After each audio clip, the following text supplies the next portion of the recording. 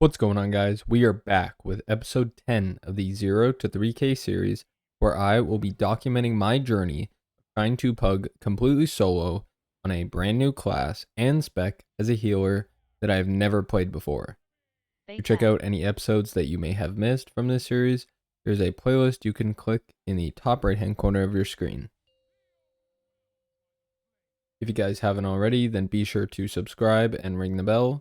If you are watching this video the day it goes live, then come check out my stream at 8 p.m. Central Standard Time for some pre-patch raid at twitch.tv/Newmen_TV.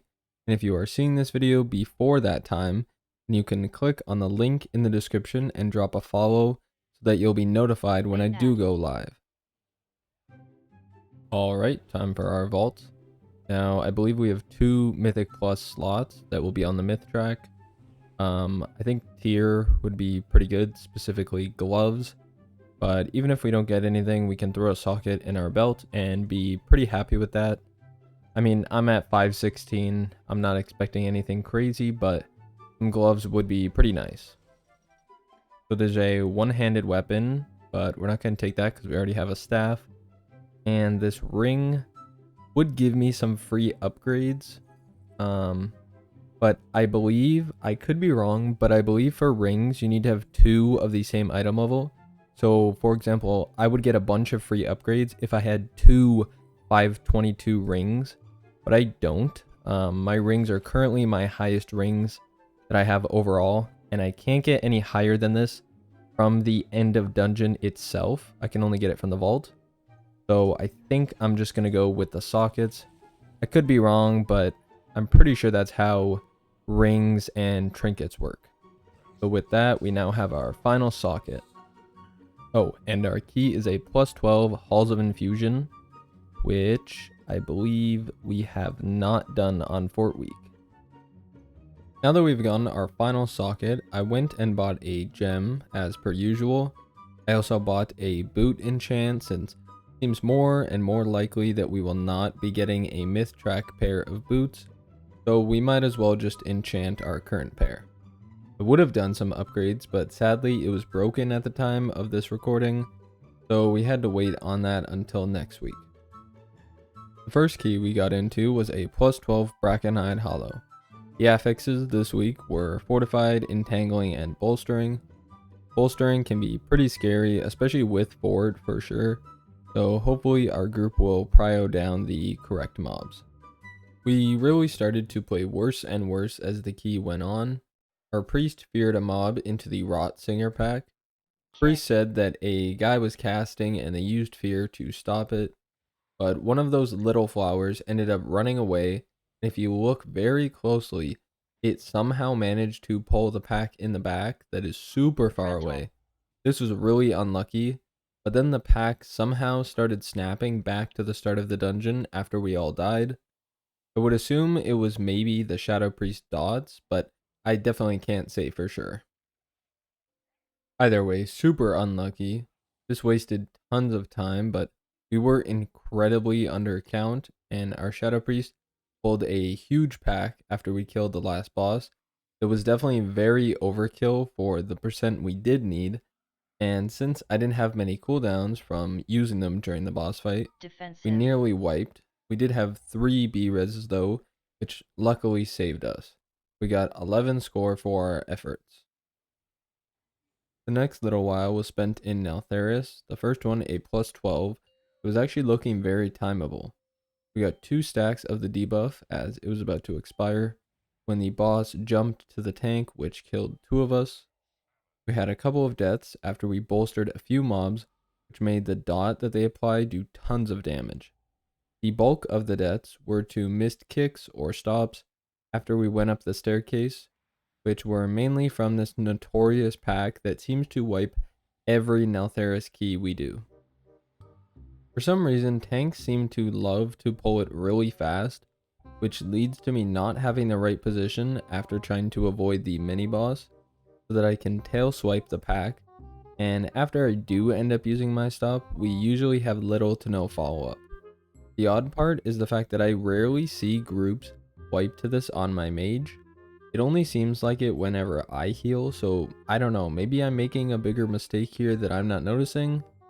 After this wipe, our monk logs off, even though we still had 10 minutes left in the key.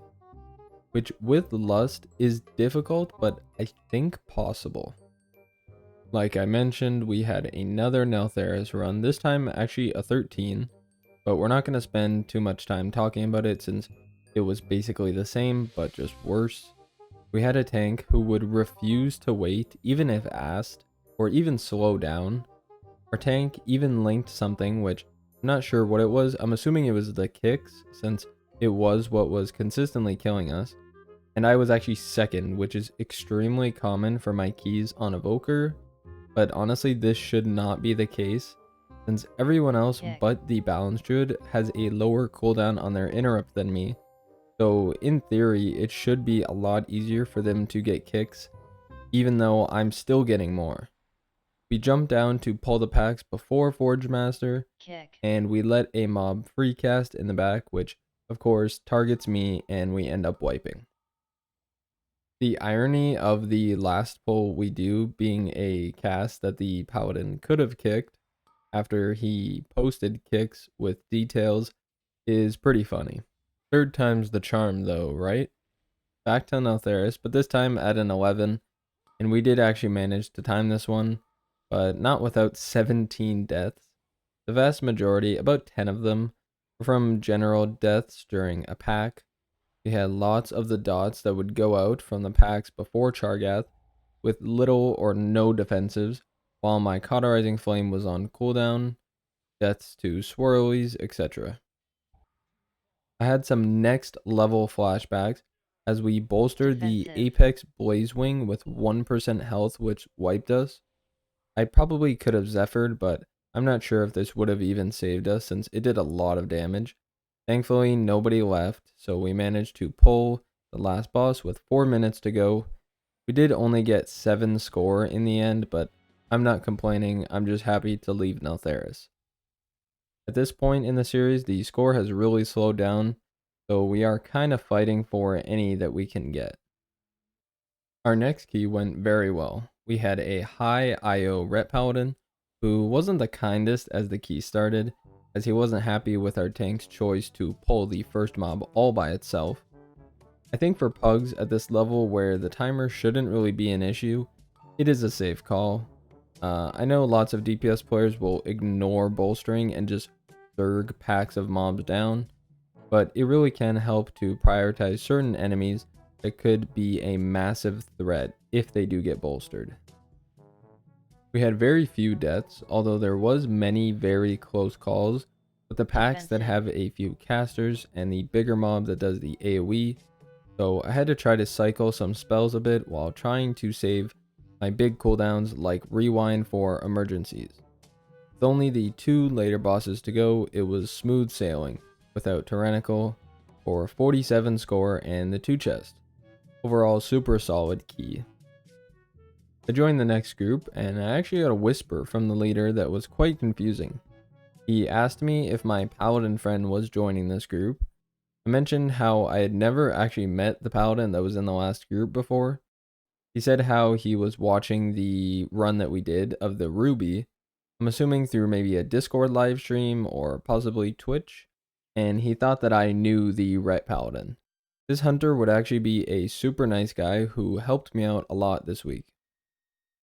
This key was a Ulaman. This run went very smoothly. We had a good mix of classes for buffs, like Arcane Intellect, Chaos Brand, and some health stones. We had no issues with the first 3 bosses, who were very smooth, especially with Lust on the first pull and Sentinel Talondras. There was a bit of a problem when this golem got bolstered. We managed to survive the first earthquake, but without Zephyr and actually through Rewind, we did have a few deaths from the second earthquake. A couple more deaths to trash later on, but we finished the key and got 19 score. I then spent nearly an hour looking for our next key, which was a plus 11 Nokud. I whispered the hunter from the last key to see if they were still online, because finding people this late at night to sign up was very slow. Luckily he was, and so I asked him if he wanted to join. After we waited a bit for a tank, he decided to switch over to his Vengeance Demon Hunter to tank for us. We lusted the first pull. I did a really smart move where I died from the dot from one of the mobs, and then I proceeded to res and Verdant Embrace to the tank, which killed me instantly, but it was pretty amusing.